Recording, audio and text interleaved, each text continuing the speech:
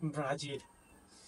Dorival রে, এই মুহূর্তে যদি আমি ডরিবলকে পাইতাম, এত বেশি গালি দিতাম, লিটারেলি ওর কান ফেটে রক্ত বের হইত।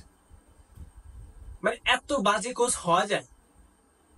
আমার মনে হয় এর চেয়ে বাংলাদেশ টিমের যে হাবিয়ার কাবরে আছে না, একে যদি ব্রাজিল টিমের দায়িত্ব দেওয়া হয়, তাহলে ওই ক্ষেত্রে ও আর একটু বেটার করবে ডরিবল থেকে।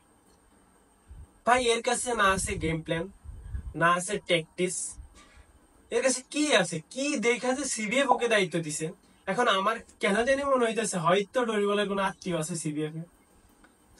আর নাহলে সিবিএফ এর অবস্থা এখন বাংলাদেশ ক্রিকেট টিমের মতো, যে মায়ের দোয়া ক্রিকেট টিম, বা সিবিএফ এ বলতে পারো মায়ের দোয়া ফুটবল ফেডারেশন। কারণ এরা যে কাজগুলা করতেছে, ডরিবলের মতো একজন বোকা মগা আবুল মার্কা কোচ নিয়োগ করে রাখছে ব্রাজিলের মতো একটা টিমে, যারা 5 বারের ওয়ার্ল্ড চ্যাম্পিয়ন।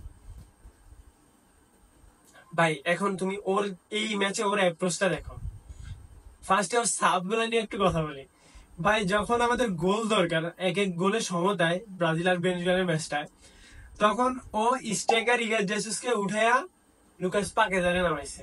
এখন তুমি বলতে পারো যে স্ট্রাইকারে উঠে স্ট্রাইকার নামানোর কথা, ও তো এক্সট্রা স্ট্রাইকারই নেয় নাই, বেকার স্ট্রাইকার তো নেওয়া হয় নাই। এখন ও কি করবে?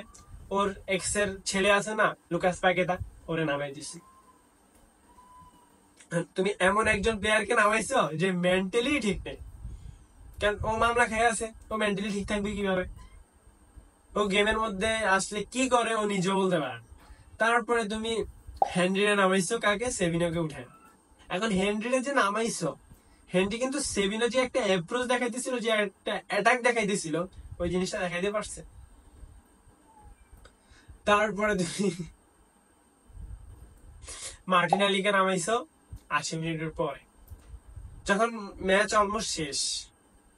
তারপরে আরেকটা সাপ, ভাই এই সাপটা নিয়ে আমি হাসমু না কানমু? গালি দিলেও কম হয়ে যাবো ভাই, ওর মা বোনকে ধরে গালি দেওয়া উচিত, এগুলো দিলেও কম হয়ে যাবো।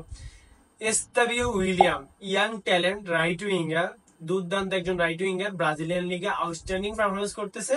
ওকে আইনা নামাই দেওয়া হয়েছে লেফট উইঙ্গে, সরি লেফট ব্যাকে, মানে ডাইরেক্ট ডিফেন্স। একজন রাইট উইঙ্গার কে, ফরওয়ার্ড লাইনের একজন রাইট উইঙ্গার কে ডাইরেক্ট আইনা তুমি নামাই দিছো কোথায়?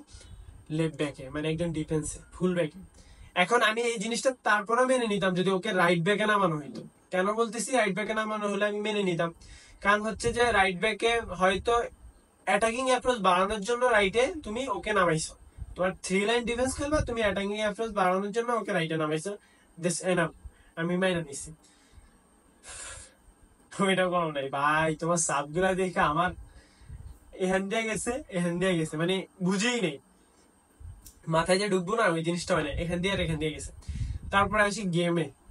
এখন আমাদের গেমটা কেমন ছিল? আমরা প্রথম থেকেই ডমিনেটিং ফুটবল খেলার চেষ্টা করতেছি, অনেক বেশি অ্যাটাক করতেছি ভেনেজুয়েলার বিপক্ষে, যেখানে আমাদের কিছু জায়গায় ইডোর দেখতে পাইতেছিলাম, যেমন মিডফিল্ডে আমরা বলতেছিলাম যে কন্ট্রোল রাখা দরকার আমাদের মিডফিল্ডারদের, ওই জিনিসটা হইতেছিল না।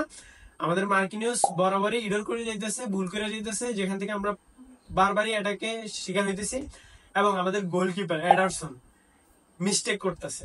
এখন তোমার একজন কোচ, তুমি যদি একজন প্রপার কোচ হও, তোমার কি দায়িত্ব থাকবে? যখন ফার্স্ট হাফ শেষ হবে, 15 মিনিট সময় পাবা, তুমি তখন তোমার ম্যাচের ফার্স্ট হাফে যে ভুলগুলো হয়েছে ওই ভুলগুলো শুধরে নেওয়ার চেষ্টা করবা, বা প্লেয়ারদেরকে ওই জিনিসটা বুঝাই দিবা।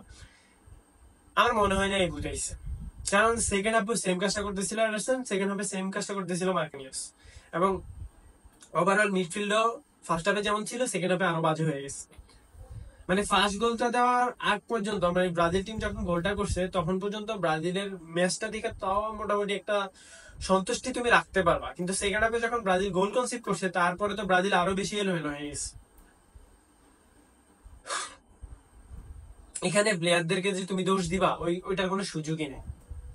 একটা কোচ যে কতটা ইম্পর্টেন্ট একটা টিমের জন্য, এটা বার্সেলোনাকে দেখলে আমরা বুঝতে পারি। এখন কেন বলতেছি বার্সেলোনাকে আমরা দেখলে বুঝতে পারি? তুমি দেখো বার্সেলোনা এর আগের সিজন জাবির আন্ডারে লিটারেলি শেষ। অনেক প্লেয়ার, মানে যেমন আমাদের রাফিনাকে সবাই বলছে যে একে বেঁচে দাও, বা এ ওই রকম লেভেলে পারফর্ম করতে পারে না, একে সৌদি আরব টুইদি আরবে পাঠিয়ে দাও।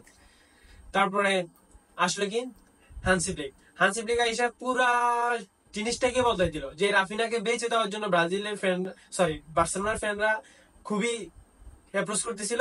ওই রাফিনাই এখন বার্সেলোনার সেরা প্লেয়ার, বা বলতে পারো যে বর্তমানে সবচেয়ে সেরা প্লেয়ার রাফিনা। তো একটা কোচ যে একটা দলের জন্য কতটা ইম্পর্টেন্ট এটা এই জায়গা থেকে বোঝা যায়। এখন সিবিএফ দায়িত্ব দিয়ে রাখছে ডরিবলের মতো একজন মগাকে। এখন ওই মগা কি পারবে এই ব্রাজিল টিমটাকে সাকসেস এনে দিতে? আরেকটা জিনিস, যে ব্রাজিল টিম, এখন আমাদের ব্রাজিল টিমে আমরা যে জিনিসটা দেখতে পারি যে ইউরোপিয়ান প্লেয়ার বেশি, বা ব্রাজিলের যেসব প্লেয়ার এরা ইউরোপে বেশি খেলে। এখন এই ইউরোপিয়ান প্লেয়ারদেরকে হ্যান্ডেল করার কি যোগ্যতা ব্রাজিলের কোনো কোচের আছে? আমার তো মনে হয় না নাই। কারণ ওই রকমের ব্রাজিল কোচ প্রোভাইড করতে পারে না, যেটা আমি দেখতে পারি যে আর্জেন্টিনা থেকে অনেক ভালো ভালো কোচ প্রোভাইড হয়, যেটা ব্রাজিল পারে না। তো এই ক্ষেত্রে আমাদের করণীয় কি? এই ক্ষেত্রে আমাদের করণীয় হইতে পারে যে আমরা ইউরোপ থেকে একজন ভালো কোচ আনতে পারি। ওই জিনিসটা সিবেপ করতেছে না। যদি আমি এটা বুকে হাত দিয়ে বলতে পারি যে যদি ইউরোপিয়ান থেকে একটা ভালো কোচ আনা হয় ব্রাজিল টিমে, এখনকার চেয়ে অনেক বেটার পারফরমেন্স করবে, বা অনেকটা সাকসেস এনে দিতে পারবে আমাদেরকে। এখন পেপেকে নিয়ে একটা লিঙ্ক আপ শোনা যেতেছে। পেপে যদি আসে বা পেপ যদি আসে তাহলে ব্রাজিল টিমের জন্য অনেক ভালো হবে। সব মিলাই ডরিবলকে চেক করা দরকার সিডিএফ এর খুব দ্রুত। ব্রাজিলের কিছু ভালো কিছু পাইতে হলে ডরিবলকে খুব দ্রুতই চেক করা উচিত, আর চেক করা প্রয়োজন। সব মিলাই একটু